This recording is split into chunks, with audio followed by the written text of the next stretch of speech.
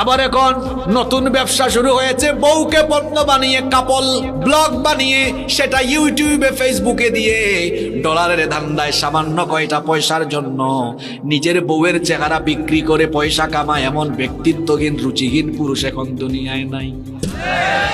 কি এটা যুবকরা বুঝবে কি রে? আপনারা কি দেখেন কাপল ব্লগ? দেখেন, আবার দেখেও দেখছেন। এতদিন ছিল ট্রাভেল ব্লগ, ফুড ব্লগ, এখন বের হয়েছে কি কাপল ব্লগ। হাজব্যান্ড ওয়াইফ কি করে সেটা ভিডিও ধারণ করছে। আরে বাপ রে বাপ, মেয়ে তো বিয়ের কথাবার্তা যখন হয়তো তখনই বলছে, শোনো আমরা বিয়ের পরে আমরা একটা ইউটিউব চ্যানেল খুলবো, আমরা একটা ফেসবুক পেজ খুলবো, আমি রান্না বান্না করবো সেটাও আমরা ওখানে দেব, আমরা কোথায় যাচ্ছি সব একদম ঘুম থেকে উঠে এই যে দেখুন আপনার ভাই এখনো ঘুমাচ্ছে, আমি তাকে ডেকে তুলবো। আর ভাই বলছেন এই যে আপনাদের ভাবি এখনো ঘুমাচ্ছেন, আমি ডেকে তুলবো। বেহায়া, বেশরম, লাজ শরমের কিচ্ছু এদের ভিতরে নয়। রুচিহীন, ব্যক্তিত্বহীন নারী পুরুষেরা। আপনার বউকে আদর করে ঘুম থেকে উঠাবেন, আপনার স্বামীকে আপনি আদর করে ঘুম থেকে ভাঙাবেন, এটা কি জাতিকে দেখানোর দরকার আছে? আপনার স্ত্রীকে আপনি মুখে তুলে খাইয়ে দিবেন, আপনি আপনার স্বামীকে খাওয়াই দিবেন। হাজবেন্ড ওয়াইফ সময় পেলে ঘুরতে যাবেন, একজন আরেকজনকে গিফট করবেন, এটাকে নাটক কইরা জাতিকে দেখানোর কোনো দরকার আছে?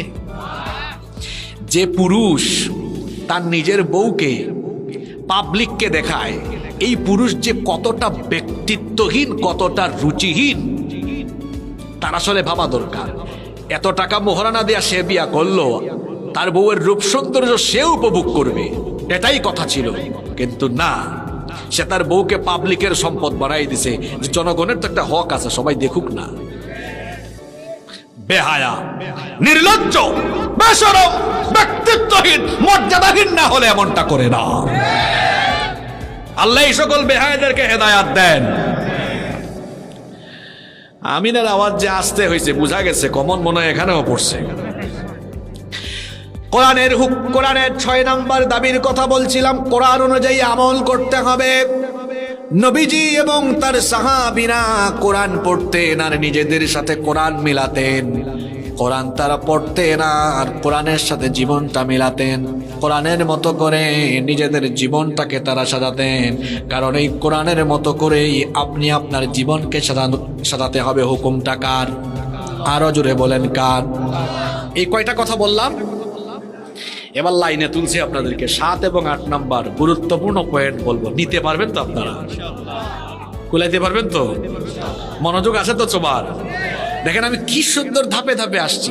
প্রথম দায়িত্ব, কোরআন এটা আপনি শিখবেন আগে। 2 নাম্বার পড়বেন আর শুনবেন। 3 নাম্বার আপনি শিখাবেন অধীনস্থদেরকে। 4 নাম্বার যতটুকু পারেন মুখস্থ করেন। 5 নাম্বার কোরআন বুঝেন। 6 নাম্বার কোরআন অনুযায়ী আমল করেন। দায়িত্ব কি শেষ? দায়িত্ব কি শেষ? এবার দায়িত্ব আরম্ভ হলো।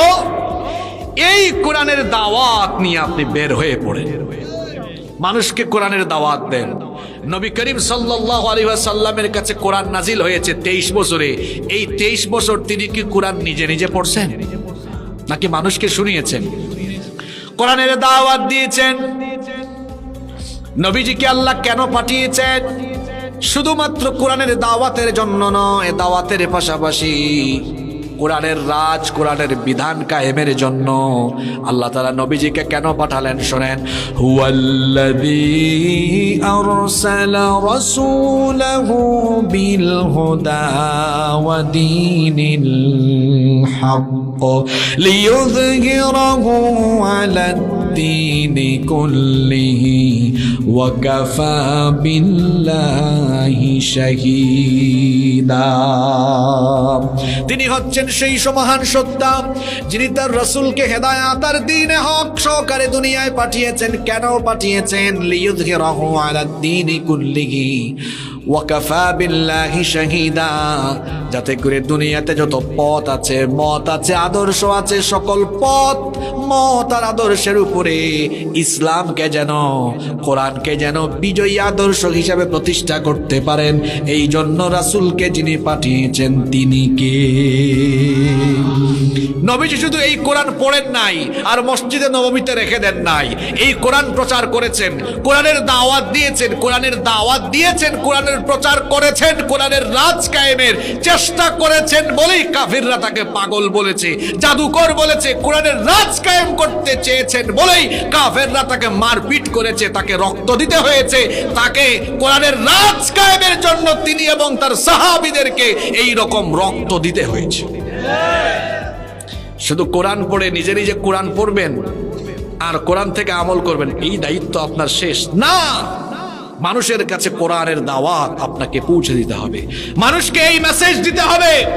এই কোরআন শুধু তেলাওয়াতের জন্য আসে নাই, এই কোরআন এসেছে, এই যে একটু আগে এই ছেলেটা স্লোগান দিল, এই কোরআন এসেছে কোরআন দিয়ে সবকিছুকে পরিচালনার জন্য। এই দাওয়াত আরম্ভ করলে বাধা আসবে, বিপত্তি আসবে, মুসিবত আসবে।